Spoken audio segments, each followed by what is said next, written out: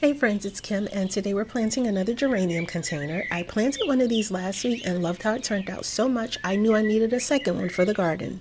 This container has two geraniums I picked up from Lowe's, plus one apple blossom geranium that I actually grew from seed from Eden Brothers. It makes it really special to me. It's really pretty too. I love that bloom. And of course, I added a dracaena grass for some height and movement. I love how it helps to frame the whole container. So let's grab our supplies and get planting. Now, I always start my containers with Biotone. It's a great starter fertilizer that helps support strong root growth, and it gives my containers a really healthy start. And honestly, I tend to eyeball the measurements just a little. It's worked well for me so far. I've been using it for quite a few years, but definitely check the bad directions if you're unsure. All right, let's get these planted.